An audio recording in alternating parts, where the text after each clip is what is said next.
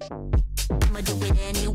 Turn the beat up, want your bad love. I'ma let my hair down now. When I get down to my favorite sound. Cette fois, on est sur le setup numéro 4. Si c'est la première vidéo que vous regardez, je vous invite à aller regarder les vidéos 1, 2 et 3. Vous aurez 3 autres setups. Sur ce setup, j'ai utilisé le classique, la grande classique, la boîte à lumière octogonale. Donc là, on va avoir vraiment un produit relativement classique, mais qui est bien construit de manière historique. Sur ce genre de produit, j'ai l'impression vraiment de monter une tente quechua. Je pense que tous ceux qui ont déjà monté une boîte à lumière savent de quoi je parle. Si vous n'avez pas encore eu cette chance, je vous invite à essayer une fois. C'est vrai qu'il y a un côté camping. L'avantage, c'est que Westcott a essayé de travailler sur une autre manière de faire et ça va être hyper intéressant. Donc la boîte, elle est déjà montée. Je vais vous montrer comment est-ce que je peux venir l'adapter à mon flash. Et je vais vous montrer comment est-ce qu'on la démonte, comment est-ce qu'on la monte. Ça vous permettra d'avoir vraiment cette idée de comment ça marche. Mais avant de faire ça déjà, je vais vous parler du style de lumière que je vais avoir avec ce genre de boîte. Donc avec ce genre de boîte, on est sur un double diffuseur. D'accord, donc moi je l'ai utilisé comme ça. On est sur un grand volume.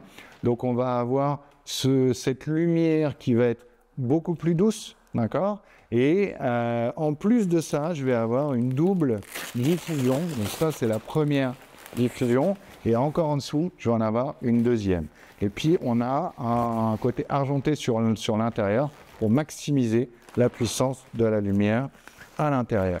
L'autre chose que j'aime beaucoup, c'est cette entrée-là. Voilà, disons que tous ceux qui ont déjà utilisé une boîte à lumière savent à quoi ça sert. Parce que quand on veut venir fixer la boîte sur un flash, souvent, c'est pas très pratique. On a envie d'ouvrir un petit peu la boîte pour pouvoir la prendre facilement et puis pouvoir la mettre sur le flash. Donc ça, c'est hyper malin d'avoir finalement cette ouverture. Comme ça, moi, ça me permet d'avoir une prise comme ça, ce qui fait que clac, clac, je peux la mettre facilement sur mon flash et ça, c'est génial. Et puis après, ici, j'ai plus qu'à venir adapter soit la prise Westcott, soit la prise Profoto, selon ce que j'ai. Donc là, j'en mets une ici que je peux vous montrer. Donc ça, c'est la prise typique Westcott. J'ai juste à venir la mettre ici et on a quelque chose de complet. Alors, ce que je vais faire à présent, c'est que je vais la démonter pour que vous puissiez voir un petit peu comment est-ce que ça fonctionne. Donc, il suffit que j'enlève le premier diffuseur comme ça. Donc, on est sur du classique.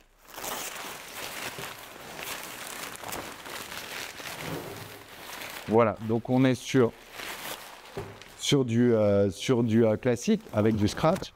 À l'intérieur, donc j'ai mon deuxième diffuseur et là, hop, j'ai plus qu'à enlever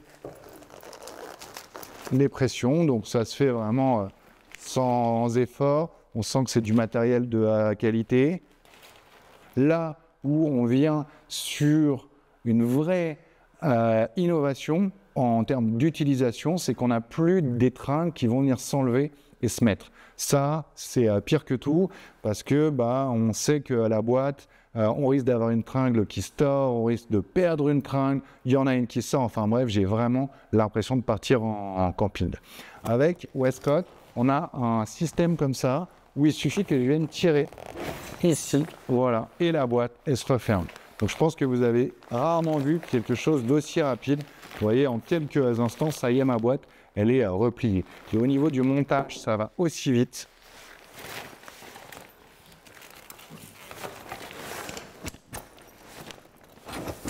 Donc, c'est la même chose dans l'autre sens, d'accord?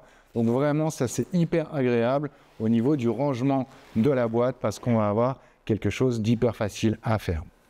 Au niveau de la lumière qu'on va avoir avec cette boîte sur ce shooting, on va avoir donc cette lumière très diffuse, très élégante, très enveloppante et c'est ça qui va être intéressant. Donc là, j'ai fait le choix de ne pas mettre de grille pour justement laisser la lumière vivre comme elle a envie, pour qu'elle puisse englober avec quelque chose de très doux le visage de ma modèle. Donc je suis sur un setup beaucoup plus simple où cette fois on a une seule lumière.